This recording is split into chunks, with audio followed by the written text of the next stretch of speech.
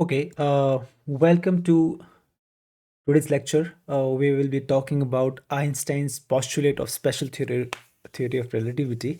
So, in the last class, हम लोगों ने ये डिस्कस किया था कि कैसे गैलीलियन ट्रांसफॉर्मेशंस जो हैं वो आप लोग पहले यूज़ करते थे मैकेनिक्स में and there are some problems with it तो सबसे पहले गैलीलियन ट्रांसफॉर्मेशन की बात करने से पहले हम लोगों ने देखा कि कैसे wave theory of electromagnetism prove हुआ था and people use to believe that like all the mechanical waves light also should have some medium जिसके ऊपर वो ट्रैवल कर सके और उस मीडियम का नाम दिया गया था ल्यूमिनस्फेरस ether and we saw that using the Michelson Morley experiments, the evidence which should have come, right? जो fringe shift हम लोग expect कर रहे थे because of existence of ether did not come. Actually it came negative as in कि हमें कोई भी fringe shift नज़र नहीं आया. So हमने देखा कि किस प्रकार से some people try to give different hypotheses to justify why there were no fringes. But then came the idea of Lorentz and Fitzgerald, जहाँ पे they introduced the idea of length contraction and also then they gave the idea of time dilation, जहाँ पे वो लोग ये बोलते हैं कि अगर आप लोगों का कोई भी ऑब्जेक्ट है and it's travelling in respect to ether, मान लीजिए कि वो वी वेलोसिटी से एक डायरेक्शन में ट्रैवल कर रहा है तो उस ऑब्जेक्ट का डायमेंशन जो है रेस्ट फ्रेम में जिस डायरेक्शन में वो ट्रैवल कर रहा है उस डायरेक्शन में वो कॉन्ट्रैक्टेड नजर आएगा किसे the observer at rest and then came the problem कि अगर ठीक है इस आइडिया को इस्तेमाल करके हम लोग ये जस्टिफाई कर सकते हैं कि why the observer at rest gets no fringes but remember हम लोग ऑलरेडी अर्थ पे हैं और अर्थ रोटेट कर रहा है एंड हम मतलब कि हमारे साथ वो माइकलसन मोरेल एक्सपेरिमेंट भी रोटेट कर रहा है so as as an observer we are in the moving frame तो लॉरेंस फिट्जरल्ड का आइडिया मूविंग फ्रेम में फ्रिंजेस के एग्जिस्टेंस क्यों नहीं है उसको जस्टिफाई नहीं करता तो उस चीज़ को एक्सप्लेन करने के लिए उन्होंने एक और आइडिया इंट्रोड्यूस किया the idea of local time और उन्होंने कहा कि एक्चुअली आपका जो लोकल टाइम है मतलब कोई जो फ्रेम है जो मूव कर रहा है उसके मोशन की वजह से उसका टाइम जो है वो स्लो हो जाता है now remember the idea of length contraction जो कि कौन फील करता है the person the observer who is at absolute rest उसको लगता है कि जो मूविंग ऑब्जेक्ट है उसका डायमेंशन कम हो रहा है that is the idea of length contraction the idea of time dilation किसके लिए होता है जो इंसान जो ऑब्जर्वर मूव कर रहा है उसके लिए टाइम स्लोअर फील होगा ओके तो ये है टाइम डायलेशन है जो मूविंग फ्रेम वाले ऑब्जर्वर के लिए लेंथ कॉन्ट्रैक्शन है जो कि रेस्ट फ्रेम पे है but the problem is that हालांकि ये दोनों आइडियाज़ एक तरीके से आपका नो फ्रिंज कंडीशन को एक्सप्लेन कर रहे थे जो कि एक्सपेरिमेंट से नो फ्रिंजेस आए थे उसे एक्सप्लेन कर रहे थे but the problem is that in दोनों हाइपोथेसिस के पीछे कोई भी गवर्निंग प्रिंसिपल नहीं था कि कोई वो वैलिड रीजंस नहीं दे पाए कि जिसकी वजह से ये दोनों फिनोमिना या दोनों चीज़ें होनी चाहिए then came the this our genius Einstein actually came up with this paper जहाँ पे उसने हमें दो पॉस्टुलेट्स दिए एंड उन दो पॉस्टुलेट्स को अगर हम लोग सही माने तो इट एक्सप्लेन्स एवरीथिंग क्यों टाइम डायलेशन होता है क्यों लेंथ कॉन्ट्रैक्शन होता है और क्यों हमें Lorentz Fitzgerald sorry Michelson Morley experiment में कोई भी फ्रिंजेस नज़र नहीं आते हैं ओके तो सबसे पहले हम लोग इन दो पॉस्टुलेट्स के बारे में बात करेंगे और फिर हम लोग देखेंगे कि कैसे इन दो पॉस्टुलेट्स से अगर आप इन्हें करेक्ट मानते हैं कैसे हर चीज़ प्रॉपरली एक्सप्लेन हो सकती है तो सबसे पहले we have the first postulate that tells you the fundamental laws of physics are the same of the same form in all inertial frames मैंने जैसे कि आपको पहले से बताया कि हम लोग ये एक्सपेक्ट करते हैं कि फिजिक्स जो है वो सभी इनर्शियल फ्रेम्स में सेम रहती है। The biggest reason for studying physics that कि अगर हर फ्रेम में फिजिक्स के लॉज का फॉर्म बदल जाएगा तो हर ऑब्जर्वर के लिए फिजिक्स का एक डिफरेंट वर्जन उसे पढ़ना पड़ेगा, राइट? आप अलग पढ़ रहे हो, मैं अलग पढ़ रहा हूँ, मूविंग ऑब्जेक्ट अलग पढ़ रहा है, जिसकी स्पीड 5 किलोमीटर है उसके लिए अलग है, जिसकी स्पीड 10 किलोमीटर पर आवर है उसके लिए अलग फिजिक्स है। Then you have like infinite version of physics and उसका कोई फ़ायदा, उसका कोई इस्तेमाल नहीं कर सकता। Physics remains sames in all the inertial frames. Remember, मैंने आपको इनर्शियल फ्रेम्स के बारे में ऑलरेडी मैं बता चुका हूँ। तो सबसे पहले जो ये आपके पास स्टेटमेंट या पॉस्टुलेट मैंने आपके सामने लिखा है, उसको सबसे मेन पार्ट पे आपने फोकस करना है, that is the fundamental laws of physics are of same form. Same form का मतलब बेसिकली यहाँ पे मैथमेटिकल फॉर्म से है कि आप लोगों के पास जैसे कि ग्रेविटी, जो आपके पास ग्रेविटेशनल फोर्स का एक मैथमेटिकल फॉर्म है, कूलम्स इलेक्ट्रोमैग्नेटिज्म जो इलेक्ट्रोस्टैटिक फोर्स का आपके पास एक स्पेसिफिक फॉर्म है, वो उस मैथमेटिकल फॉर्म की बात की जा रही है। एग्जाम्पल मैं आपको यहाँ पे बताता हूँ। It means that the mathematical form of physical laws of nature remains the same in all inertial frame. ठीक है, तो थोड़ा और डिटेल में जाते हैं कि इसका बोलने का मतलब क्या है। It means all physical laws like electromagnetism, thermodynamics and quantum mechanics etcetera, they all remain, they have the same form. ठीक है, same mathematical form, same differential equation हर इनर्शियल फ्रेम में रहना चाहिए।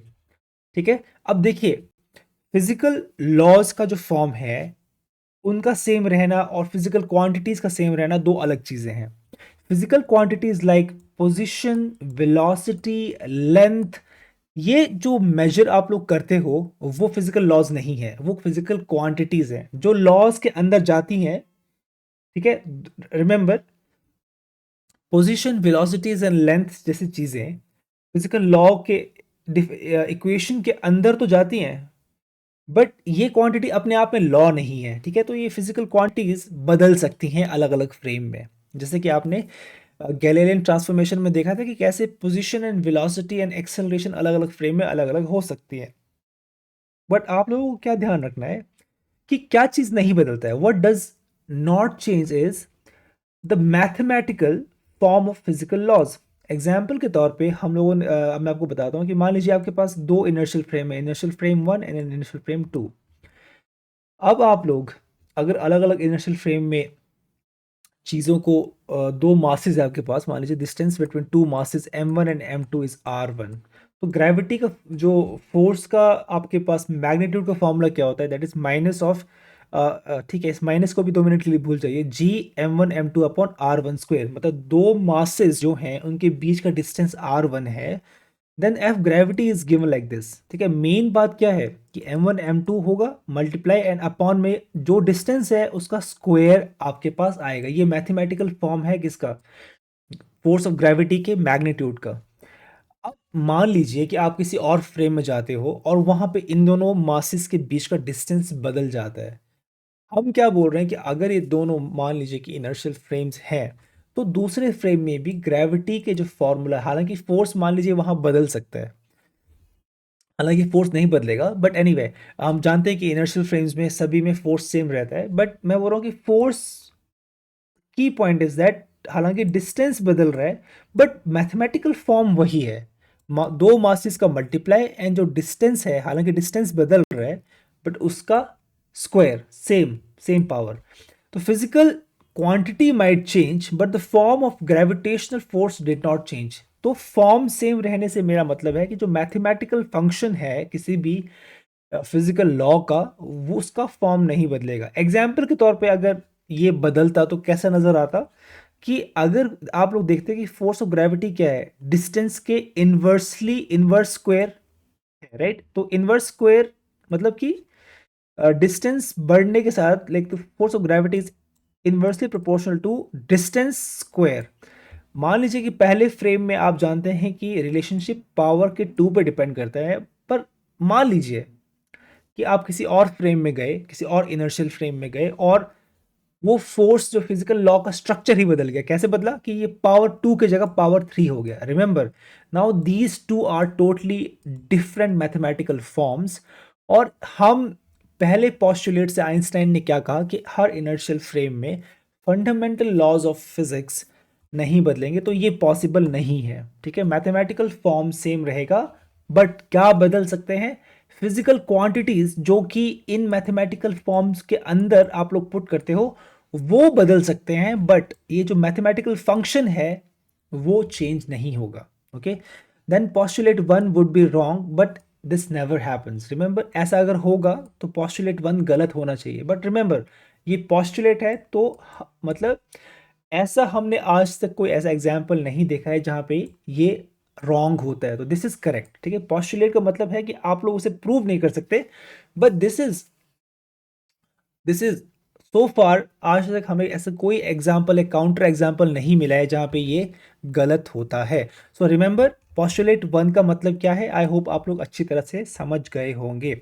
अब देखिए पोस्टुलेट नंबर 2 जो है, that is the most important part of this, out of these to postulate. ऐसा नहीं बोलना चाहिए, बट फिर भी this is the hardest part to understand, and बहुत सारी चीजें जो निकल के आएंगी वो यहीं से आएंगी। ठीक है, तो speed of light is same in all inertial frames. It does not depend on the motion of source or observer. Speed of light her inertial frame में c रहेगी, right? In vacuum, you know, the speed of light is given by c, that is 3 into 10 raised to power, approximately 3 into 10 raised to power 8 meter per second. So की point क्या है कि हर inertial frame में speed of light same रहेगी। अगर मैं rest frame पे हूँ और मैं लाइट का एक पल्स छोड़ता हूँ, तो मुझे क्या लगेगा कि स्पीड ऑफ पल्स, जो स्पीड ऑफ जो पल्स है वो सी है। बट मान लीजिए कि आप एक मूविंग ऑब्जर्वर हैं, मैंने पल्स छोड़ा, ठीक है, उसकी स्पीड मुझे सी नजर आई, बट आप मेरे रिस्पेक्ट में मूव कर रहे हो, मान लीजिए 5 किलोमीटर पर आवर से मूव कर रहे हो। सेकंड पॉस्टुलेट ये बोलता है कि मुझे तो उसकी स्पीड सी लगेगी, बट आपको भी एग्जैक्टली सी लगेगी। ठीक है, तो दिस इज वेरी इंटरेस्टिंग। मान लीजिए कि मैं एक स्टेशनरी ऑब्जर्वर हूं और मैंने एक्स एक्सिस में एक पल्स लाइट की छोड़ी है, और एन वी नो इसकी स्पीड सी होगी। आप एक गाड़ी में जा रहे हैं, गाड़ी की स्पीड मान लीजिए 100 किलोमीटर पर आवर है, सेम डायरेक्शन में जा रहे हो, आपको भी स्पीड ऑफ लाइट सी लगेगी। मान लीजिए एक इंसान सेम डायरेक्शन में जा रहा है, और वो किस में जा रहा है, प्लेन में जा रहा है, फाइटर प्लेन में जा रहा है, और उसकी स्पीड मान लीजिए 1000 किलोमीटर पर आवर है, बट उसे भी स्पीड ऑफ लाइट सी लगेगी। तो remember, it does not depend on the motion of source. ठीक है, पहली बात तो मोशन ऑफ ऑब्जर्वर पे डिपेंड नहीं करता। मैंने आपको बताया कि जो भी, एज लॉन्ग एज वो इनर्शियल है, ठीक है, एज लॉन्ग एज वो इनर्शियल है और एक कांस्टेंट स्पीड से मूव कर रहा है, सभी को स्पीड ऑफ लाइट सी नजर आएगी। ठीक है, मान लीजिए कि आप मतलब आप कोई भी स्पीड ले लीजिए, कोई भी स्पीड ले लीजिए आप, पहली बात हम लोग बाद में ये भी शो करेंगे कि आप लोग स्पीड ऑफ लाइट सी को क्रॉस कोई नहीं कर सकता, बट वो बाद की बात है, वो खुद ही निकल के आएगा बाद में। But the point I wanted to make is कि even if you are travelling with speed 99% of c, ठीक है, मतलब 99% ऑफ सी का मतलब क्या है कि आप लोग 0.99 इंटू सी कर लीजिए, उस स्पीड से भी अगर आप ट्रैवल कर रहे हो, फिर भी आपको स्पीड ऑफ लाइट सी ही नजर आएगा। Okay, it is very interesting, this is interesting and very counter intuitive का मतलब ये है कि आप लोग अभी तक गैलीलियन ट्रांसफॉर्मेशन को ठीक समझते हैं, राइट? जैसे कि मैंने आपको पहले भी कहा था कि ठीक है, मैं रेस्ट पे हूं, आप बस में जा रहे हो, मेरे लिए आप मूव कर रहे हो, बट आपके लिए बस में बैठे हुए सारे इंसान, क्योंकि वो भी आपके साथ सेम स्पीड में जा रहे हैं, they don't look like moving to you, है ना? तो मोशन रिलेटिव होता है।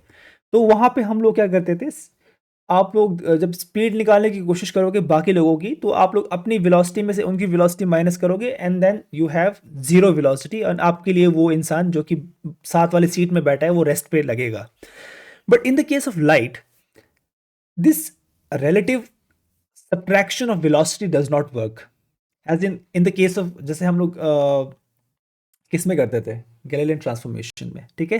तो इवन अगर आप लोग 5 किलोमीटर पर आवर की स्पीड से जा रहे हो, तो आपके लिए speed of light C-5 kilometre per our नहीं होगा, आपके लिए सिर्फ C ही रहेगा. ओके, तो ये काफ़ी आपके लिए काउंटर इंट्यूटिव है, बट आपको ये मान के चलना पड़ेगा, and this is how what explains everything. ठीक है, एंड ऑल्सो रिमेंबर, यहाँ पे क्या लिखा है कि it does not depend on the motion of source.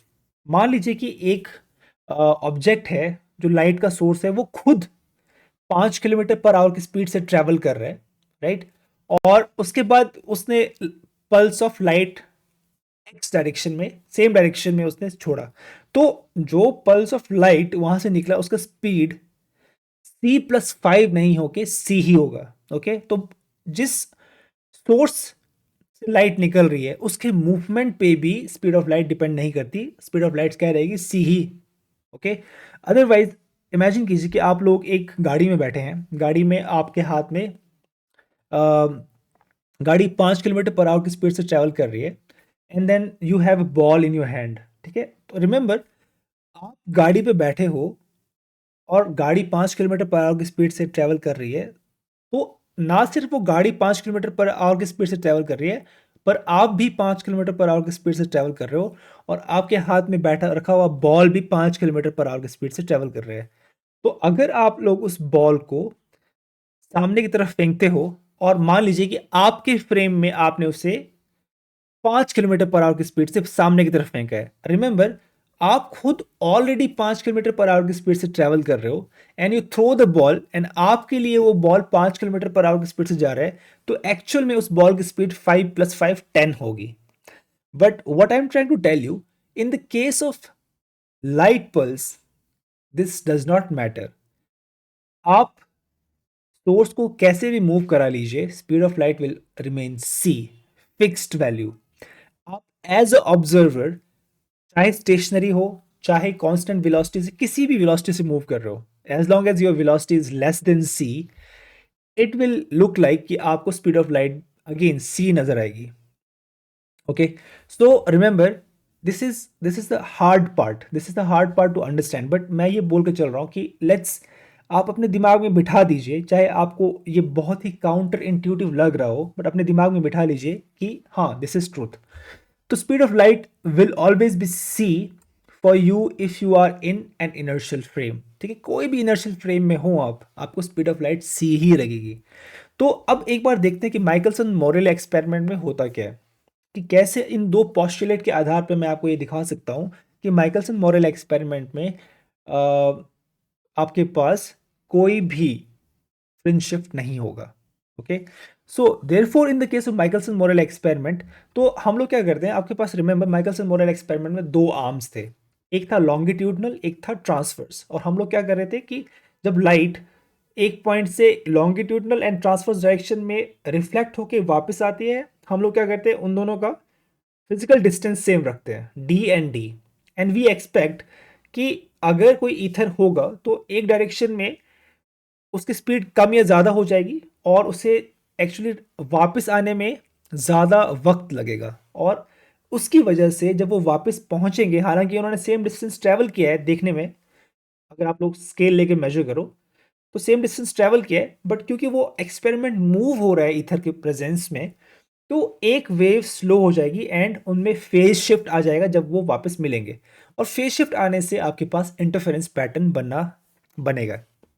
Okay, अगर कोई फेज शिफ्ट नहीं आएगा तो there will be no interference pattern. So let's see कि मैं आपको दिखाता हूं कि कैसे अगर हम लोग ये आइंस्टाइन के दो पॉस्टुलेट्स को मानते हैं, तो वी विल सी कि क्यों उस इंस्ट्रूमेंट में, माइकलसन मोरेले एक्सपेरिमेंट में, कोई भी फेज शिफ्ट नहीं आ रहा था. तो लेट्स टॉक अबाउट, सबसे पहले लॉन्गिट्यूडनल आर्म की बात करते हैं. ठीक है, जो कि किस डायरेक्शन में था, जिस डायरेक्शन में आपका इंस्ट्रूमेंट मूव कर रहा था उसी डायरेक्शन वाला आर्म को लॉन्गिट्यूडनल आर्म बोला था.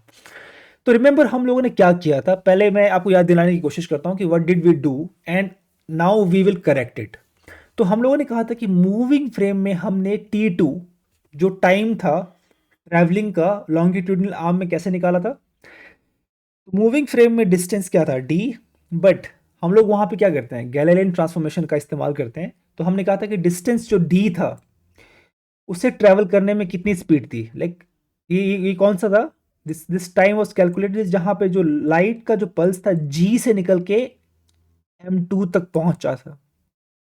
रिमेंबर आपका इंस्ट्रूमेंट भी सामने की तरफ मूव कर रहा था, लाइट की स्पीड c थी, तो एक्चुअली आपको लाइट की स्पीड क्या नजर आएगी, c minus v. Okay, remember this is the wrong method जो हमने पहले इस्तेमाल किया था। एंड जब मिरर से टकरा के लाइट वापस जा रही है सेकंड केस में, राइट, मिरर से टकरा के वापस उसने वहीं पे पहुंचना है, क्योंकि देखो T2 क्या है, this is the time taken to reach mirror and then from mirror to the G point जहां पे आपका स्लैब है। तो इन दोनों टाइम को मिला के आपको T2 मिलता है। तो आपके पास आप पॉजिटिव एक्स डायरेक्शन में मूवमेंट के दौरान जो टाइम था वो आपको ज्यादा लगेगा, क्योंकि स्पीड ऑफ लाइट आपको कम नजर आती है c माइनस वी। एंड वापसी में आप स्टिल सामने की तरफ ट्रैवल कर रहे हो, बट स्पीड ऑफ लाइट जो पल्स है वो अब वापस जा रही है, तो आपको स्पीड ऑफ लाइट ज़्यादा नजर आएगी c plus v. And then हम इस तरीके से क्या करते थे, ये टोटल टाइम T2 निकालते थे। बट रिमेंबर सेकेंड पॉस्टुलेट हमें क्या बोलते हैं कि हर इनर्शियल फ्रेम में स्पीड ऑफ लाइट क्या होनी चाहिए, सिर्फ c होनी चाहिए। So this is wrong because Galilean transformations are wrong, right. So correct way to find T1, T1 क्या है, रिमेंबर हम लोग सेकंड पॉस्टुलेट का इस्तेमाल करेंगे। आप चाहे सामने की तरफ जाओ, आप चाहे लाइट पीछे की तरफ मोड़े, हमें इस v से कोई फर्क नहीं पड़ता, ठीक है। मैंने क्या कहा कि हर इनर्शियल फ्रेम में स्पीड ऑफ लाइट क्या होनी चाहिए, c। सो जाते वक्त भी डिस्टेंस d था पर स्पीड क्या रहेगी, c। हमने करेक्टन यहाँ पे किया c माइनस वी नहीं, simply c। Second postulate, remember हम लोग अब गैलीलियन ट्रांसफॉर्मेशन को नहीं मानेंगे, वी विल से कि हमने स्पेशल थ्योरी ऑफ रिलेटिविटी का इस्तेमाल करना है। तो सेकंड पॉस्टुलेट क्या बोलता है कि दोनों डायरेक्शन में स्पीड ऑफ लाइट क्या होनी चाहिए, c। तो आपके पास T2 क्या है, सिंपली इन दोनों का सम 2d अपॉन c। ओके, अब बात करते हैं ट्रांसवर्स डायरेक्शन में आपके पास क्या होगा, ठीक है। नाउ ट्रांसवर्स डायरेक्शन में you have in the moving frame, ठीक है। अब रिमेंबर अभी भी हम लोग मूविंग फ्रेम की ही बात करेंगे। मूविंग फ्रेम में डिस्टेंस d था, एंड अब मैंने क्या कहा क्योंकि स्पीड ऑफ लाइट c ही रहेगी, तो यहां पे भी आपके पास एक बार ऊपर जाने में डिस्टेंस d, टाइम क्या होगा, टाइम कितना लगेगा d अपॉन सी, एंड वापस आने में अगेन d अपॉन सी। तो total time taken is actually यहाँ पे मुझे सॉरी T1 लिखना चाहिए, this is T1। Okay, this is T1। तो T1 is again 2d plus c, and आपके पास पार्ट डिफरेंस क्या आएगा, पार्ट डिफरेंस सिंपली होगा सी T1 minus C T2, and क्योंकि T1 एंड T2 सेम है तो उन दोनों का डिफरेंस जीरो आएगा, and there is no path difference. अब क्योंकि there is no path difference तो वहां पे कोई भी फ्रिंजेस नहीं बनेंगे, बेसिकली आपको ब्राइट स्पॉट नजर आएगा, क्योंकि पाथ डिफरेंस नहीं है, हर पॉइंट पे जहां पे वो मिल रहे हैं वो मैक्सिमा ही है। Okay, so there will be no fringes, अगर फ्रिंजेस नहीं है तो वहां पे कोई फ्रिंज शिफ्ट भी नहीं होगा। ओके, तो दिस इज बेसिकली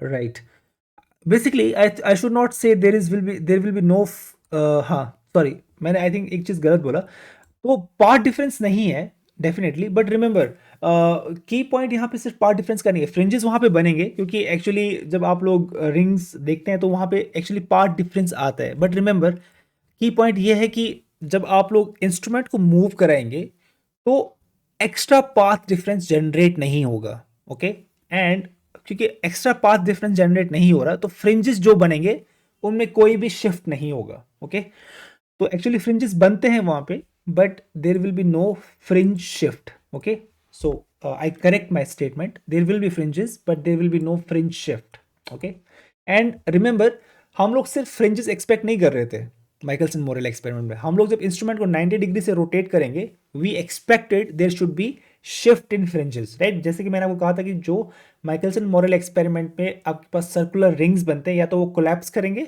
या तो वो एक्सपैंड करेंगे, but that does not happen. And special theory of relativity properly explains that ऐसा क्यों नहीं होता।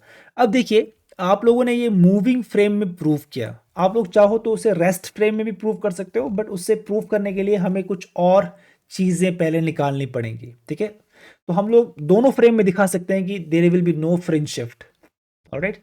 सो can we show that the path difference remain zero in rest frame as well? ठीक है, वो हम लोग दिखा सकते हैं, but we need few things before. तो क्या चाहिए?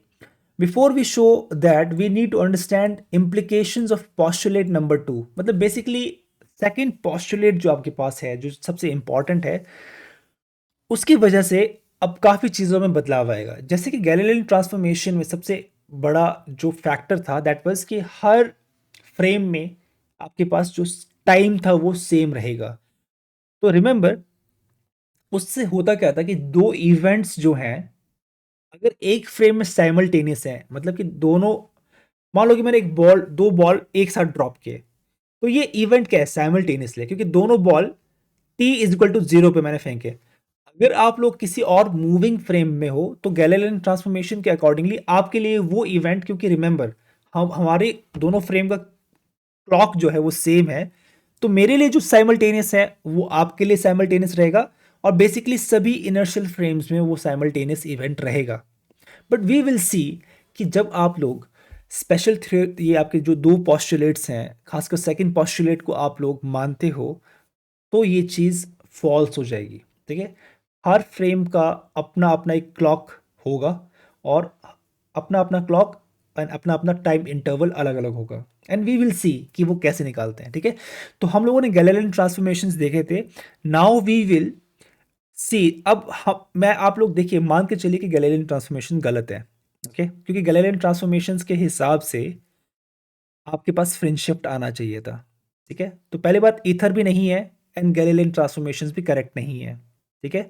क्योंकि गैलीलियन ट्रांसफॉर्मेशन अगर करेक्ट होते तो स्पीड ऑफ लाइट अलग अलग फ्रेम में अलग अलग होती, राइट? क्योंकि रिमेंबर, गैलीलियन ट्रांसफॉर्मेशन क्या करता है? वेलोसिटीज को ऐड एंड सब्ट्रैक्ट करते हो, राइट?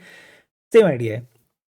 तो अगर speed of light her frame में सेम है तो वो गैलीलियन ट्रांसफॉर्मेशन के अंडर नहीं हो सकता। So Galilean transformations are wrong. So we need to find what are the correct transformations from frame to frame, ठीक है? एक इनर्शियल फ्रेम से दूसरे इनर्शियल फ्रेम में जाने का क्या करेक्ट ट्रांसफॉर्मेशन है वो हमें निकालना है, ठीक है? तो keeping second postulate in mind, ठीक है, सेकेंड पॉस्टुलेट को बिल्कुल करेक्ट रखते हुए, ऐसे कौन से ट्रांसफॉर्मेशन लॉज हैं जो स्पीड ऑफ सी को हर जगह सेम रखेंगे? ये हमारा सवाल है, ठीक है? So if Galilean transformations are wrong, then what are the correct transformation rules? अब देखो, लेट्स गो, अब ये वाला पार्ट आपने अंडरस्टैंड करना है अच्छे से। First of all, the new transformation rules only need to keep one thing constant in all inertial frames, and that is speed of light, right? तो जो हम लोग नए ट्रांसफॉर्मेशन रूल्स बनाएंगे, उन्हें सिर्फ और सिर्फ एक चीज को फिक्स रखना है, and that is speed of c, है ना? हर इनर्शियल फ्रेम्स में स्पीड ऑफ लाइट सी रहनी चाहिए, यही दिमाग में रखते हुए हम लोग नए रूल्स बनाएंगे। So no condition is put on mass, charge और time, so all frames can have their own clocks. Remember, Galilean transformation में आप ये पहले से मान के चलते हो कि हर इनर्शियल फ्रेम में सेम क्लॉक होगा, तो आपको हर फ्रेम में, जैसे कि एक फ्रेम में आप लोग क्या करते हो, पोजीशन को आर लिखते हो, दूसरे में आर प्राइम लिखते हो, राइट? फिर एक में वेलोसिटी वी लिखते हो, दूसरे में वी प्राइम लिखते हो। But remember, when you talk about time, you say t is equal to t prime. वो आप लोग स्टार्टिंग से बोल देते हो गैलीलियन ट्रांसफॉर्मेशन में, but here we will not say that. हम लोग ये चीज नहीं बोलेंगे कि t is equal to t prime, no, ये स्टेटमेंट हम लोग यहाँ पे नहीं बोलेंगे, ठीक है? तो हम लोग सिर्फ स्पीड सी को हर फ्रेम में सेम रखना चाहते हैं, that is this is our goal. And apart from that, we put no conditions on mass, charge और टाइम, ठीक है? तो हम लोग ये मान के चल रहे हैं कि मास भी अलग अलग फ्रेम में अलग अलग हो सकता है, चार्ज भी अलग हो सकता है एंड टाइम भी अलग हो सकता है। ओके, सो फिलहाल के लिए रिमेंबर, जो चीज बाद में निकल के आएगी वो अलग बात है। वी विल सी कि चार्ज जो है वो एक्चुअली अलग अलग फ्रेम में अलग अलग नहीं होता, चार्ज रिमेन्स इनवेरिएंट, बट वो बाद की बात है। वी विल सी कि कैसे वो निकालते हैं, बट फिलहाल के लिए हम लोग क्या बोल रहे हैं, अभी के लिए हम लोग बोल रहे हैं कि कोई कंडीशन नहीं है, एक ही कंडीशन है कि हर फ्रेम में स्पीड ऑफ लाइट सी रहनी चाहिए। तो let's find out the transformation rules. ठीक है, तो से हमारे पास दो फ्रेम्स है S1 एंड S प्राइम, और वो दोनों एक सेम पॉइंट पे हैं और उनका ऑरिजिन सेम है, मतलब राइट। किस पे? t is equal to zero पे। t is equal to zero पे हम दोनों ने क्या किया है, दोनों को सेम रखा है, और दोनों का क्लॉक उस पॉइंट पे क्या है, t is equal to t prime is equal to zero. Remember, ये दोनों सिर्फ एक पॉइंट पे सेम है, दोनों टाइम एक पॉइंट पे सेम है। उसके बाद जैसे ही एक फ्रेम मूव करना स्टार्ट करेगा, दोनों के टाइम अलग अलग हो जाएंगे। ठीक है, तो रिमेंबर जो ये स्टेटमेंट मैं बोल रहा हूँ, ये वाला point t is equal to t prime is equal to zero, remember इस चीज को ज्यादा सीरियसली मत लेना कि ये हर पॉइंट पे सेम नहीं होंगे, सिर्फ जीरो पे सेम है, जहां पे मैं उस पॉइंट पे दोनों एक के ऊपर एक, एट द सेम पॉइंट। ठीक है, coincident. Now both frames have their own clocks with time t and t prime.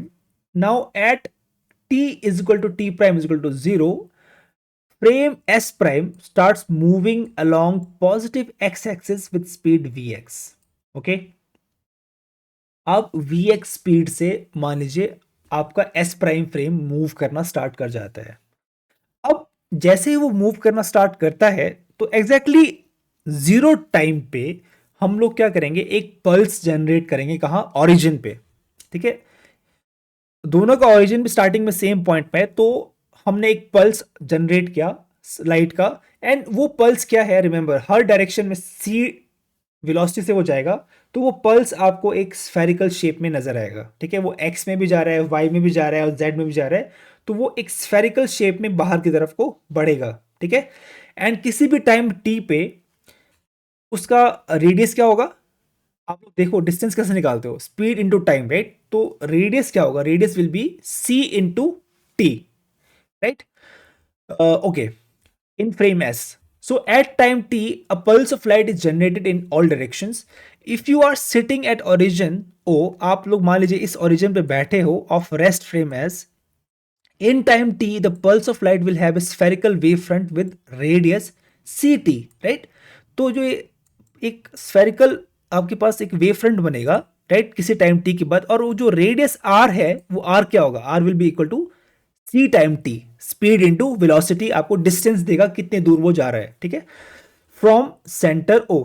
Okay, अब यहां पे आपके पास ये अंडरस्टैंड करना जरूरी है कि आप जो दूसरा फ्रेम है, देखो टाइम टी गुजर चुका है, एंड रिमेंबर दोनों फ्रेम में क्या है आपके पास, टाइम अब अलग अलग होगा। तो अगर पहले फ्रेम में टाइम टी गुजरा है, तो दूसरे फ्रेम में कितना होगा, टी प्राइम। ठीक है, मान के चलते हैं अगर पहले फ्रेम में आपने पल्स छोड़ा एंड आपको वो स्फेरिकल शेप में नजर आ रहा है, सेकंड फ्रेम, क्योंकि रिमेंबर जीरो टाइम पे आपने छोड़ा है, और तो जीरो टाइम पे ही आपके पास दूसरा फ्रेम भी कोइंसिडेंटल था, दोनों सेम पॉइंट पे थे, तो दूसरे वाले को भी लगेगा कि आपने वहीं से ओरिजिन से लाइट को क्या क्या है, एमिट किया है। दोनों का ओरिजिन सेम पॉइंट पे था, t is equal to zero पे। अब जैसे ही वो मूव करना स्टार्ट करता है, ठीक है, उसकी स्पीड क्या है, फिक्स, तो ये एक इनर्शियल फ्रेम है। बट रिमेंबर सेकंड पोस्टुलेट क्या बोलता है, सेकंड पोस्टुलेट ये बोलता है कि आपको जो मूविंग फ्रेम वाले इंसान ऑब्जर्वर को भी ये लगेगा कि लाइट की स्पीड हर डायरेक्शन में क्या है, सी ही है। तो ये स्टेटमेंट थोड़ा ध्यान से सुनना। हालांकि आपके लिए स्फेरिकल वेव फ्रंट का सेंटर कहाँ है, ठीक है, जो आपने जो लाइट छोड़ा उसका सेंटर, क्योंकि वो ऑब्जर्वर जो है वो मूव कर रहा है किससे, वी एक्स वेलोसिटी से, किस डायरेक्शन में, पॉजिटिव एक्स डायरेक्शन में। मान लीजिए ये एक्स है, ठीक है, ये वाई है और ये जेड है। ओके, तो इस डायरेक्शन में मूव कर रहा है। सेकंड ऑब्जर्वर जो कि ओ प्राइम पे बैठा है, उसे भी ये लगेगा कि जो उसके लिए वेव फ्रंट है वो भी स्फेरिकल है। बट इंटरेस्टिंगली रिमेंबर, उसके लिए स्पीड ऑफ लाइट क्या है, इस तरफ को भी सी, इस तरफ को भी सी, इस तरफ को भी सी, ओके, तो उसको भी स्फेरिकल शेप नजर आएगा। बट इंटरेस्टिंग पॉइंट क्या है, इंटरेस्टिंग पॉइंट ये है, उसके लिए ओरिजिन ये ना हो के उसको ओरिजिन हमेशा ये लगेगा, ठीक है। रिमेंबर, याद रखना, जो इंसान मूविंग फ्रेम में बैठा होता है उसे ये लगता है कि वो मूव नहीं कर रहा, राइट। जैसे कि आप लोग बस में बैठे हो, बस के आसपास के सभी लोग आपके लिए रेस्ट पे हैं, तो you feel like any observer who is sitting in the moving frame, उसके लिए वो फ्रेम मूव नहीं होता, ठीक है। मतलब उसके लिए बाकी लोग मूव होते हुए नजर आएंगे। तो सिमिलरली इस वाले पल्स का, हालांकि रिमेंबर पल्स एक ही है, बट आपको उसका ओरिजिन कहाँ नजर आ रहा है, ओ पे, एंड मूविंग वाले ऑब्जेक्ट को कहाँ पे नजर आ रहा है, ओ प्राइम पे, ठीक है। तो ये जो चीज है उससे अंडरस्टैंड करना थोड़ा सा मुश्किल है, बट यू हैव टू हमेशा सेकंड पोस्टुलेट को दिमाग में रखो और उसी को सही मान के चलो। सो फ्रेम एस पे आप लोगों के लिए रेडियस क्या है, सी टी। एंड रिमेंबर, आप लोग अब यहाँ पे स्फेयर का इक्वेशन लगा सकते हो। स्फेरिकल का इक्वेशन क्या होता है, स्फेयर का equation is x square plus r square plus z square is equal to radius का स्क्वायर, एंड रेडियस क्या है, सी टी, तो सी टी का स्क्वायर मैंने यहाँ पे कर दिया। एंड आपके पास एक इक्वेशन निकल के आया जहाँ पे क्या है, x square y square plus z square minus c t, right. अगर मैं इसे लेफ्ट हैंड साइड ले आऊँ तो आपके पास ये इक्वेशन आएगा, इसे मैं इक्वेशन 1.1 बोल रहा हूँ। सेम चीज़ कहाँ पे है, फ्रेम नंबर जो 2 बोलना चाहिए, आपका एस प्राइम फ्रेम है।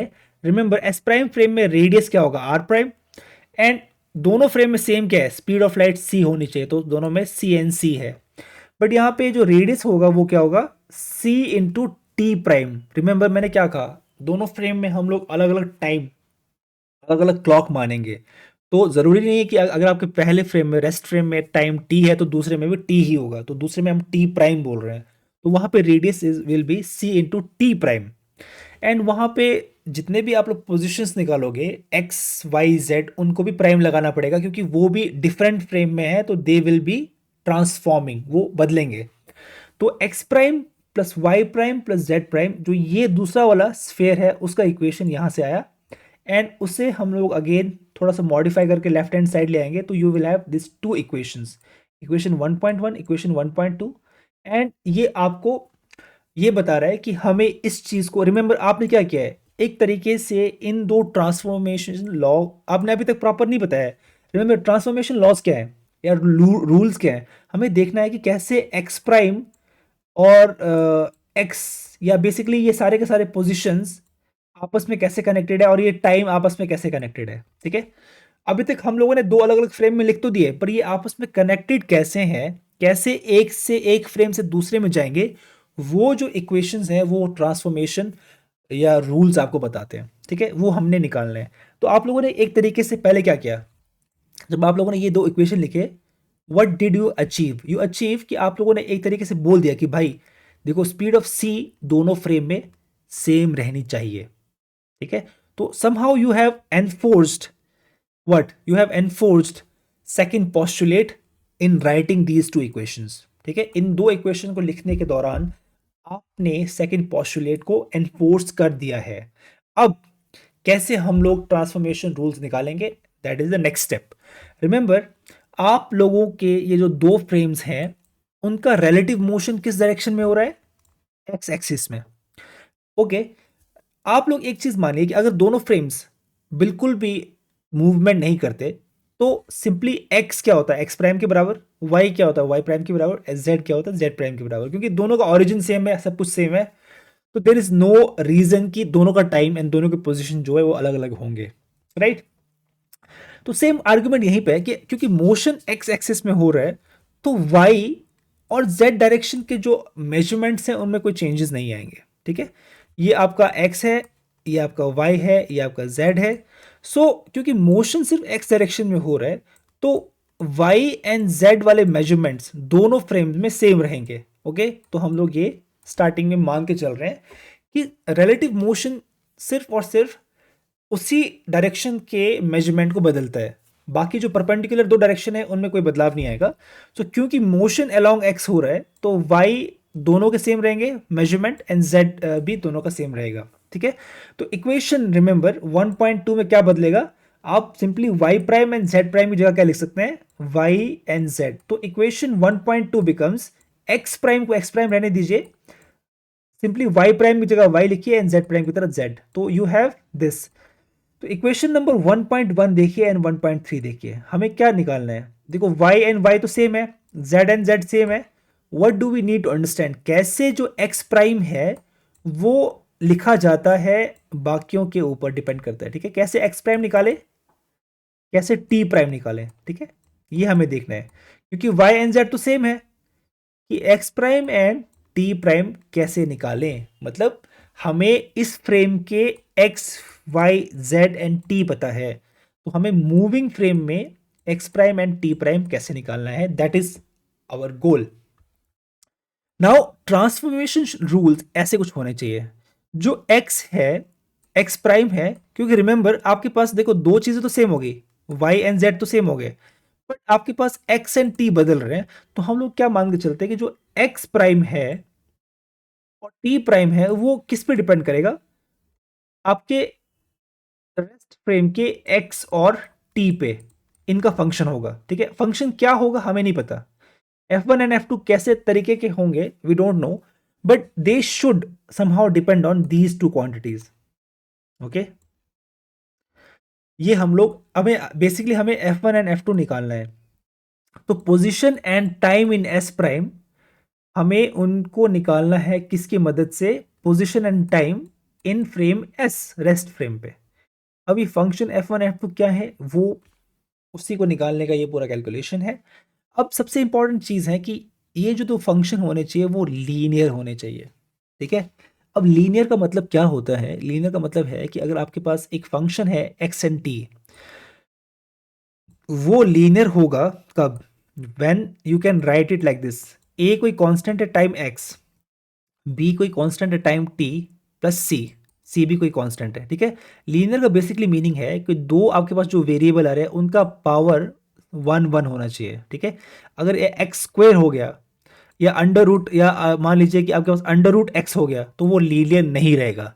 तो अगर ये दो वेरिएबल्स हैं और आप लोग बोल रहे हो कि f जो है इन दो वेरिएबल्स का लीनियर फंक्शन है, तो बेसिकली आप लोग उसे इस तरीके से लिख सकते हो, सम कांस्टेंट टाइम x की power 1, some constant time t की पावर 1 एंड सम कांस्टेंट अलग से, ठीक है। तो ये एक लीनियर फंक्शन का डेफिनेशन है।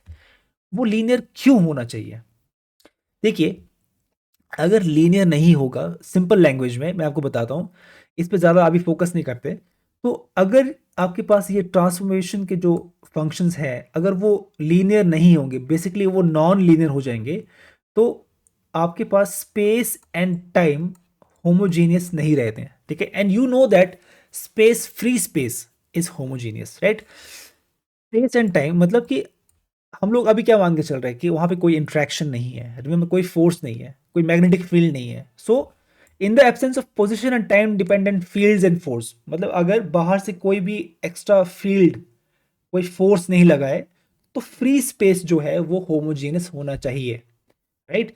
किसी भी एक्सपेरिमेंट को उठा के अगर मैं थोड़ा सा दूर शिफ्ट करूं, तो एक्सपेरिमेंट के रिजल्ट्स नहीं बदलने चाहिए, या फिजिक्स के लॉज इस बात पे डिपेंड नहीं करते कि आपका एब्सोल्यूट पोजीशन कहाँ है, वो सिर्फ इस चीज़ पे मैटर करते हैं कि चीज़ों के आपस में डिस्टेंस कितने हैं। तो अगर मैं किसी चीज़ को उठा के कहीं और रख दूं, तो एब्सोल्यूट पोजीशन बदलने से आपस में चीज़ों का डिस्टेंस नहीं बदलेगा, तो स्पेस होमोजीनियस है। सो बेसिकली अगर आप लोग एग्जाम्पल के तौर पे मान के चलिए कि मैं एक आपको बता रहा हूँ कि मान लीजिए कि ये आपका रूल है, ट्रांसफॉर्मेशन रूल, कि एक्स प्राइम जो है वो कैसे डिपेंड कर रहा है एक्स एंड टी पे, इस फॉर्म के हिसाब से। अब ध्यान से देखिए यहाँ पे पावर 2 आ रहा है, तो ये एक नॉन लीनियर फॉर्म है। तो इससे प्रॉब्लम क्या होगा, इससे प्रॉब्लम ये होगा, मान लीजिए आपके पास एक इवेंट है जो कि कहाँ हो रहा है, फ्रेम नंबर एस पे देखिए, पहले फ्रेम में, रेस्ट फ्रेम में आपके पास एक इवेंट ए है, वो कहाँ हो रहा है XA1 पे, और दूसरा कहाँ पे हो रहा है, बी इवेंट XB2 पे। तो उनके बीच का डिस्टेंस क्या है, XB minus X1 is 1, right. Now the problem is, अगर आपके पास सेकेंड फ्रेम में आपके पास क्या हो रहा है, अगर ये हम लोग ट्रांसफॉर्मेशन रूल लगाते हैं, तो एक्स ए की वैल्यू अगर मैं पुट करूं तो यहाँ पे 1 आएगा, एक्स बी की वैल्यू पुट करूं तो आपके पास 4 आ गया। And the problem is that as you clearly see आपके पास डिस्टेंस क्या हो जाएगा, 3 हो जाएगा। ओके, ऑलराइट, ठीक है। अभी आप मान के चलिए कि ठीक है, दिस इज नॉट प्रॉब्लमैटिक, ठीक है, ठीक है, दोनों फ्रेम में डिस्टेंस बदल सकता है, कोई प्रॉब्लम नहीं है।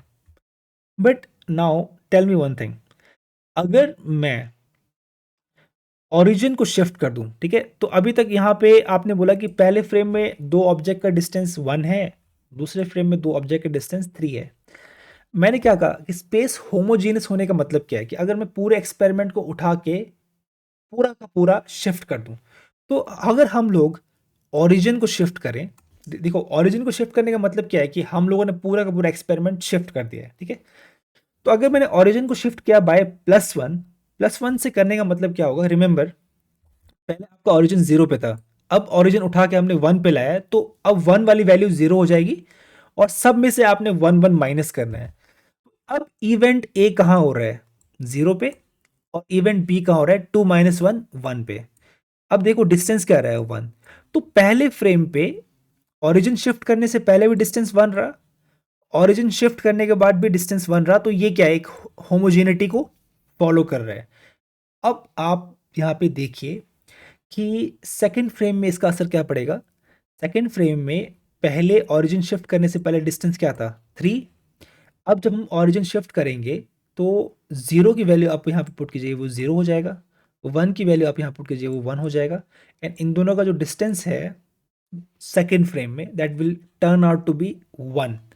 Now see in the frame S, choice of origin does not change distance, ठीक है, डिस्टेंस में कोई बदलाव नहीं आ रहा है। बट सेकेंड फ्रेम में पहले ओरिजिन जो था उसमें डिस्टेंस 3 आया, फिर ओरिजिन शिफ्ट करने की वजह से डिस्टेंस क्या हो गया, 1 हो गया। That means these transformations are non linear, ठीक है। Distances change in S prime due to change in origin, basically आपके पास स्पेस होमोजीनियस नहीं बचता है, ठीक है। और उसी तरीके से आप लोग ये भी दिखा सकते हो कि होमोजेनिटी ऑफ टाइम भी ब्रेक हो सकती है, ठीक है। उसको दिखाने का काउंटर एग्जांपल आप लोग खुद इंटरनेट से देख सकते हो। But you have to believe me when I am saying कि ये दो आपके पास लीनियर होने चाहिए, ठीक है। अगर लीनियर नहीं होंगे तो there will be problems, so we want them to be linear. तो हम लोग क्या करेंगे, सबसे सिंपल केस लेंगे लीनियर का, जहां पे हम लोग ये, अगर सी नहीं भी होता है, सी अगर आप लोग 0 भी पुट कर दो तभी भी ये लीनियर रहेगा, ठीक है, क्योंकि 0 भी एक कांस्टेंट है। तो हम लोग क्या करेंगे, हम लोग सिंपलेस्ट केस ले रहे हैं, तो simplest linear relations we have are a x plus b t and t prime is m x plus n t. Remember a b m और एन एक तरीके से चार अननोन्स हैं जो हमें निकालने हैं, ठीक है। ये निकालते ही हमारे पास ट्रांसफॉर्मेशन लॉ हमें मिल जाएंगे। तो हमारे पास चार अननोन्स हैं a b m n, and we want to find them, and once we find them we have the correct transformation laws, या लॉज नहीं बोलना चाहिए, करेक्ट ट्रांसफॉर्मेशन रूल्स। तो we will use multiple conditions to find out a b m n n, ठीक है। तो first condition we have is we can use the origin condition. Like remember आप लोगों के पास, हम लोग ये देख सकते हैं कि let's put x is equal to 0, ठीक है। x इक्वल टू 0 का मतलब क्या है कि that is the origin of किस फ्रेम का, रिमेंबर x किस फ्रेम में, s फ्रेम में। तो अगर मैं x is equal to 0 put कर दूं, रिमेंबर y एंड z को भी हमने 0 पुट किया, पर वो अभी यहाँ पे है नहीं, बट x 0 पुट करने का मतलब कि हम लोग ओरिजिन पे आ चुके हैं। तो the origin of s prime is moving away with velocity v। Remember आपके पास जो दूसरा फ्रेम था, हालांकि मैंने ऊपर vx लिखा था, ठीक है, उसको v मान लीजिए, ठीक है, हालांकि मैंने यहाँ vx लिखा है, तो just think of it is as v। तो v वेलोसिटी से वो मूव कर रहा है, तो पोजीशन ऑफ o प्राइम क्या होगा। रिमेंबर अगर आप लोग कहाँ बैठे हैं, अगर आप लोग अपने एस फ्रेम के ओरिजिन पे बैठे हैं और आपको पता है कि दूसरा वाला फ्रेम मुझसे v वेलोसिटी की से दूर जा रहा है, तो टाइम t पे उसका डिस्टेंस क्या होगा, distance will be simply vt, right.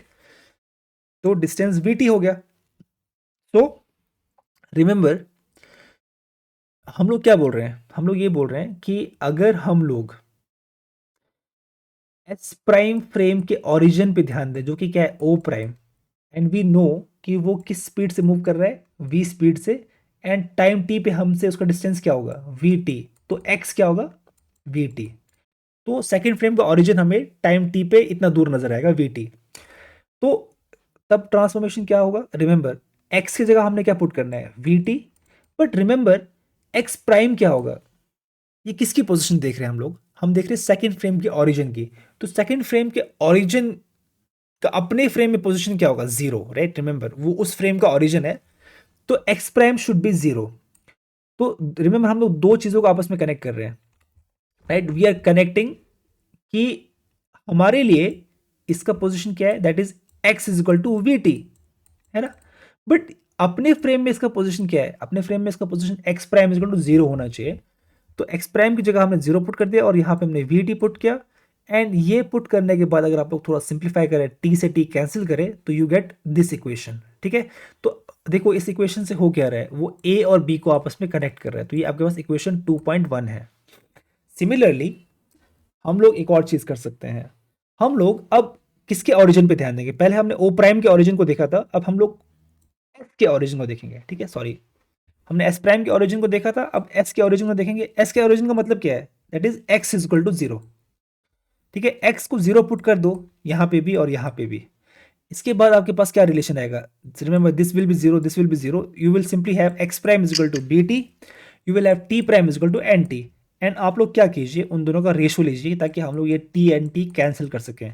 So you have this relation, that is question 2.2। Okay, अब देखिए x prime upon t prime है क्या, okay. Ex prime and t prime अभी क्या चीज है, this is origin of S frame, ठीक है। एस फ्रेम के ओरिजिन जो कि ओ है, उसको हम लोग देख रहे हैं कहां से, फ्रेम, मूविंग फ्रेम से, एस प्राइम से। अब मुझे बताइए, अगर हम लोग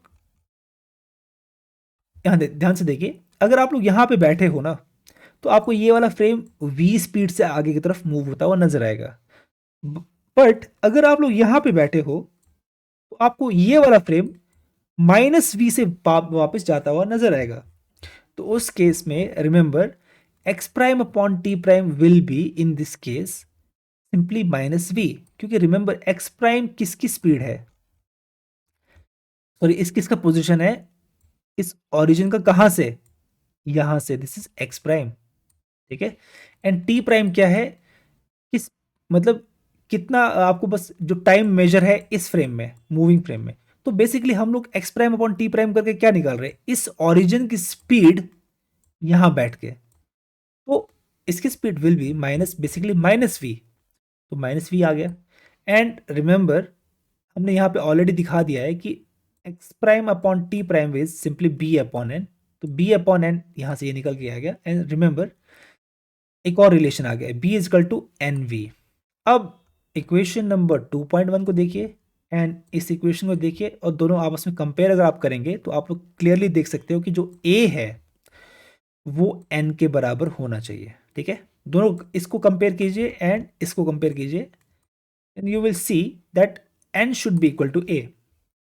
नाउ हम लोग अब क्या करेंगे, अपने इस फाइनल जो हमने जहां से स्टार्ट किया था, जो जो हमें वैल्यूज पता है वो वैल्यू पुट कर देते हैं। पहले बी की जगह हम लोग लिख देंगे ये, ठीक है। आप लोग इस नेगेटिव साइन को यहां ला सकते हो, तो b is nothing but minus a v, तो माइनस ए वी यहां पे लिख दो। और अब एन की जगह क्या करना है, अगेन ए लिख देना है। तो वी हैव दिस रिलेशन, ठीक है। अब हमारे पास देखो बी एलिमिनेट हो गया, तो अब हमारे पास कितने अननोन है, एक ए अननोन है और एक एम बचा, ठीक है। रिमेंबर बी और एन हमने हटा दिए, या हटा दिया मतलब हमने ए के फॉर्म में लिख दिए। Now all we are left with, we want to find out what is a and m. अब हमारे पास कंडीशन क्या थी, अब वापस जाते हैं कहां पे, इन दो कंडीशंस पे, ठीक है। यहां पे जाते हैं, यहां पे हम लोग एक्स प्राइम और टी प्राइम की वैल्यू पुट करेंगे, ओके। हमें एक्स प्राइम की वैल्यू पता है, टी प्राइम की वैल्यू पता है। Now we will put it here इस इक्वेशन में जो मैंने ऊपर लिखा है। तो रिमेंबर आप लोग x prime and t prime की वैल्यू यहाँ पे पुट कीजिए, और ये पुट करने के बाद आपके पास सारे के सारे प्राइम्स हट जाएंगे, राइट। आपके पास x बचेगा, t बचेगा, y बचेगा, z बचेगा। इनको सबको आपने मॉडिफाई करना है, और मॉडिफाई करने के बाद आपने कैसे मॉडिफाई करना है? सबसे पहले एक्स स्क्वायर के सारे टर्म्स को साथ में ले आइए और उनके कोफिशिएंट्स आपके पास ऐसे आएंगे। फिर उसके बाद आप क्या कीजिए, y square and z square तो सेम रहेंगे। फिर आप लोग minus c square t square को अलग कर दीजिए, ठीक है, उसके कोफिशिएंट्स भी आपके पास अलग से आ जाएंगे। एंड आपके पास फिर आएंगे minus x times T. Okay, ये सब अलग करने के बाद आपके पास ऐसा इक्वेशन बनेगा, ठीक है। ये आपको एक बार खुद अपने हाथ से करना है, might come in examination, right. अब देखिए आपके पास ये इक्वेशन आ गया। कहाँ से स्टार्ट किया था? यहाँ से। ये आया था एस प्राइम फ्रेम में, है ना। अब आप देखिए इस इक्वेशन को हम लोग किससे कंपेयर करेंगे? This equation, right. क्यों? क्योंकि वी नो कि ये ट्रू है ना। सेकंड पोस्टुलेट को हमने मान के इसको ट्रू माना था। अब आप ध्यान से देखिए, यहाँ पे एक्स स्क्वेयर का कोफिशिएंट क्या है? 1। ठीक है, वाई एंड जेड से कोई प्रॉब्लम नहीं है हमें। एक्स स्क्वेयर का कोफिशिएंट क्या है? 1। And minus c t square का कोफिशिएंट क्या है? 1, है ना। ये दोनों 1 1 है। क्या आपको कोई भी ऐसे टर्म यहाँ पे नजर आ रही है जहाँ पे एक्स एंड टी साथ में है? No, right. तो उसका कोफिशिएंट क्या होना चाहिए? 0। Alright, so we can say that this should be equal to 1, right. ये इक्वल टू 1 होना चाहिए। एंड ये चीज जो कि माइनस सी टी स्क्वायर के साथ है, वो भी क्या होनी चाहिए? वो भी 1 होनी चाहिए। एंड थर्ड, ये टर्म तो होना ही नहीं चाहिए, ठीक है, क्योंकि हमें सी को कांस्टेंट रखना है। तो उस इक्वेशन से हमें कंपेयर करना पड़ेगा।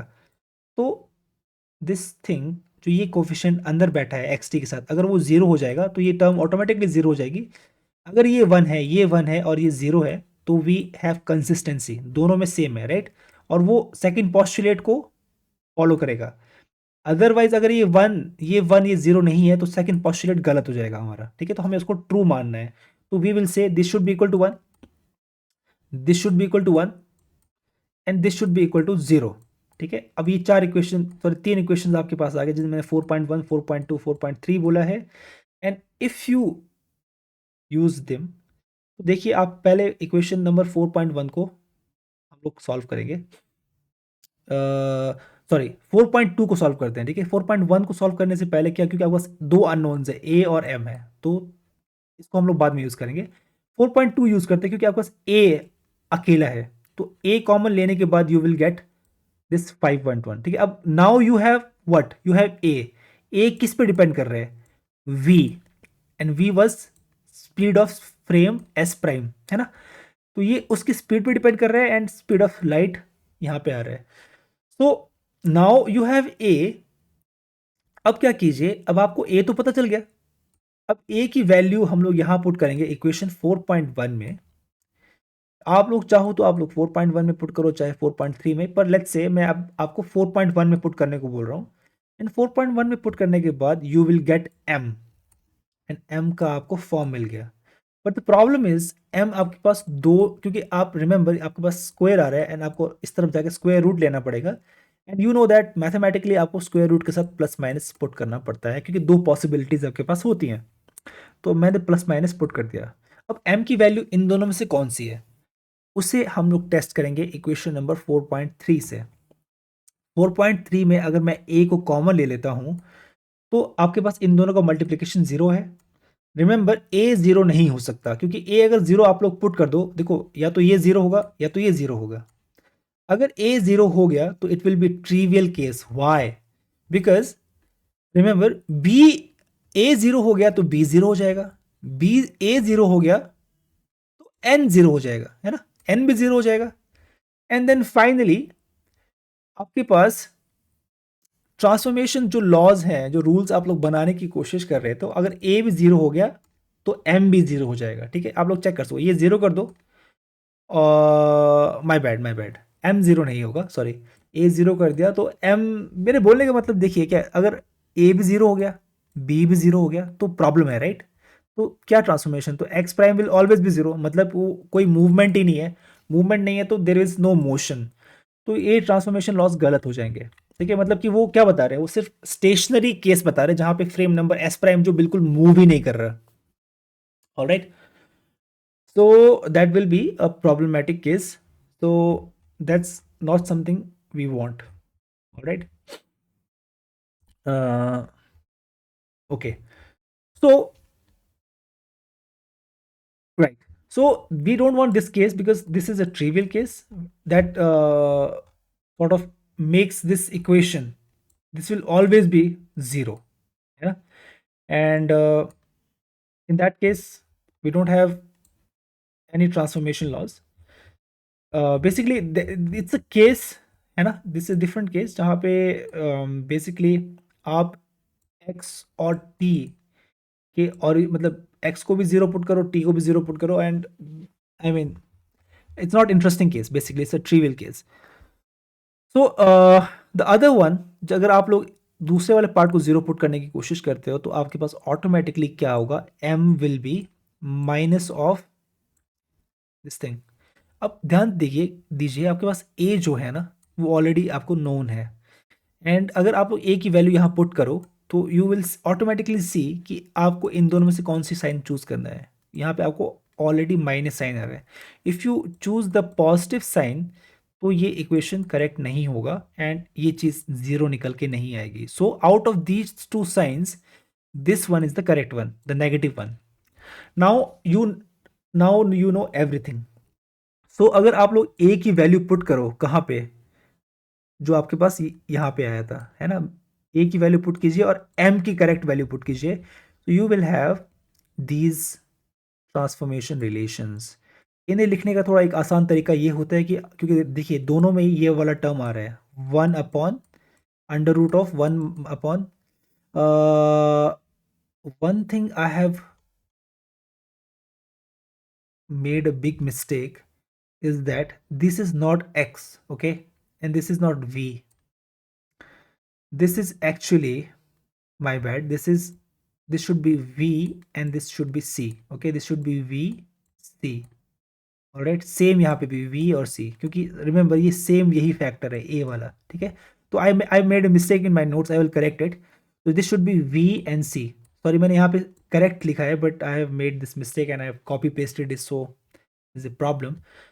राइट, सो आप लोग क्या कर सकते हैं, one upon under root of one minus v square upon c square को write write it as gamma. तो अगर आप इसे गामा लिख देंगे तो पहला ट्रांसफॉर्मेशन लॉ क्या है, x prime is equal to gamma times x minus v t. And t prime कैसा होगा, t prime is gamma minus t minus x v upon c square. आप लोग क्लियरली देख सकते हो कि कैसे. सबसे फर्स्ट ऑफ ऑल देखिए, गामा एक यूनिटलेस क्वांटिटी है, ठीक है, क्योंकि वेलोसिटी अपॉन वेलोसिटी है तो दोनों का यूनिट्स कैंसिल हो जाएंगे, तो this is a dimensionless quantity. Okay, ये डिस्टेंस है, ये भी डिस्टेंस है, तो यहाँ पे भी डिस्टेंस निकल के आएगा, तो दिस इज करेक्ट. सेकेंड, ये टाइम है, राइट. अगेन ये डायमेंशनलेस है तो कोई फर्क नहीं पड़ता, यहाँ पे टाइम आ रहा है. अब यहाँ पे देखिए एक्स क्या है, डिस्टेंस, वेलोसिटी क्या है, डिस्टेंस अपॉन टाइम, तो this is distance square upon time. और यहाँ पे नीचे क्या है, this is distance square upon time square. तो बेसिकली जब आपको कैंसिल करोगे तो ये एक टाइम की यूनिट आपको देगा, तो ये भी टाइम है और ये भी टाइम है, ठीक है. तो आपके पास ये ट्रांसफॉर्मेशन लॉज आए और या रूल्स आए, these are called Lorentz transformation. ठीक है, गैलीलियन ट्रांसफॉर्मेशन इनकरेक्ट है, करेक्ट क्या है, लॉरेंट्स ट्रांसफॉर्मेशन.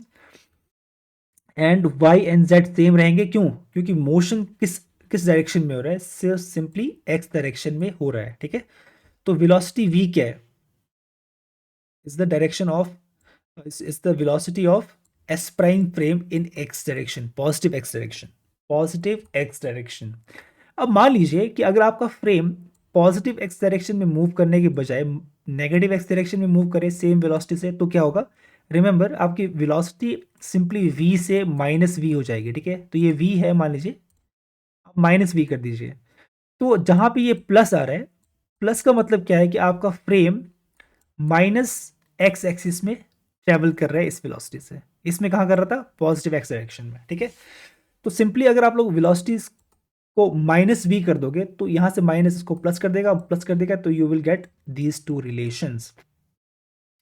अब नेक्स्ट सवाल क्या है, नेक्स्ट सवाल आपके पास ये है कि देखो ये यहाँ तो आपके पास रिलेटिव मोशन एक्स डायरेक्शन में हो रहा था, बट मान लीजिए एक्स डायरेक्शन में ना हो के वाई डायरेक्शन में हो तो क्या होगा। तो रिमेंबर अगेन, जिस डायरेक्शन में आपके पास रिलेटिव मोशन होगा वहीं का डायमेंशन बदलेगा, ठीक है। तो x and ex prime same रहेंगे क्योंकि अब मोशन इस डायरेक्शन में नहीं हो रहा, ना जेड डायरेक्शन में हो रहा है, ठीक है। तो उस केस में यू विल हैव, सबसे पहले वाई प्राइम क्या होगा, simply gamma times same relation follow कीजिए, y minus v t. Remember जो एस प्राइम है वो किस डायरेक्शन में मूव कर रहा है, in the positive y direction with velocity v. तो पॉजिटिव होगा तो यहाँ पे माइनस साइन आता है, ठीक है। तो y minus v t and time जो है टी प्राइम। अब ध्यान देना क्योंकि आप लोग वाई डायरेक्शन में मूव कर रहे हो तो यहाँ पे आप लोगों ने एक्स नहीं लिखना है, वो डिपेंड करेगा वाई पे, okay. So this is the transformation law. और सिमिलरली आप लोग क्या कर सकते हैं, जेड डायरेक्शन का भी निकाल सकते हैं। रिमेंबर जेड वाले केस में एक्स एंड वाई सेम रहेंगे, क्या बदलेगा, जेड में ये वाला ट्रांसफॉर्मेशन लगाना पड़ेगा, that will be simply z prime is equal to gamma z minus v t. And यहाँ पे क्या आएगा, यहाँ पे आपके पास जेड आएगा, ओके।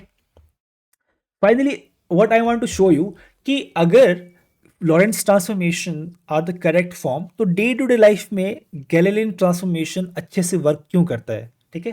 देखिए गैलीलियन ट्रांसफॉर्मेशन अगर एक तरीके से बोला जाए तो वो रॉन्ग नहीं है, but they have a limit. Limit मतलब कि Lorentz transformation actually correct transformation है, बट रिमेंबर हमारे डे टू डे लाइफ में कोई भी ऑब्जेक्ट स्पीड ऑफ लाइट के स्पीड से ट्रेवल नहीं करता है।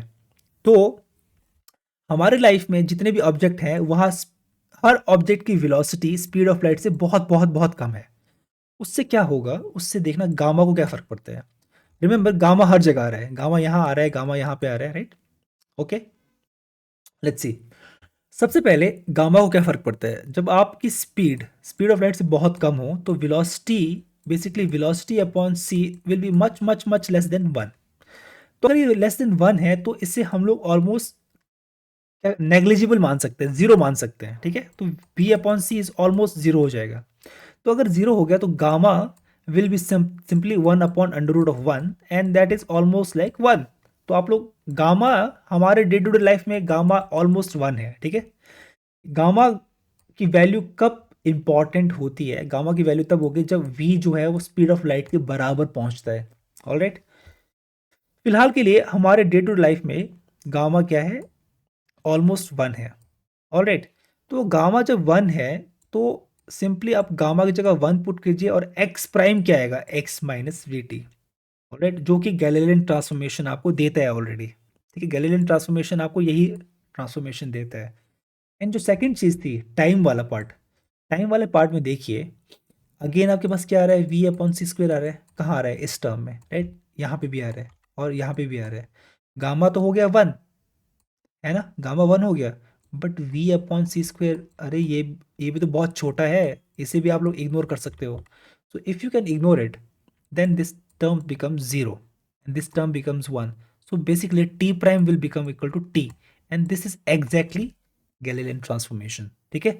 So remember Galilean transformations are not wrong, but they are just a limit of Lorentz transformation in cases where the velocity of two frames, velocity of movement is much much less than speed of light. So हमारे day to day life में आपको Lorentz transformation लगाने की ज़रूरत नहीं है, आप लोग गैलीलियन ट्रांसफॉर्मेशन लगा के ही चीज़ें निकाल सकते हो और वो आपको करेक्ट रिजल्ट देंगी।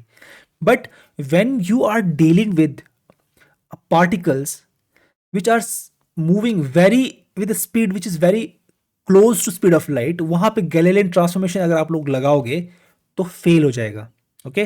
तो remember Lorentz transformation correct transformation है, बट अगर आप लोग उन्हीं ट्रांसफॉर्मेशन को, लॉरेंट्स ट्रांसफॉर्मेशन को स्लो मूविंग ऑब्जेक्ट्स पे इस्तेमाल करते हो तो ऑटोमेटिकली वो गैलीलियन ट्रांसफॉर्मेशन की तरह वर्क करते हैं, ऑलराइट।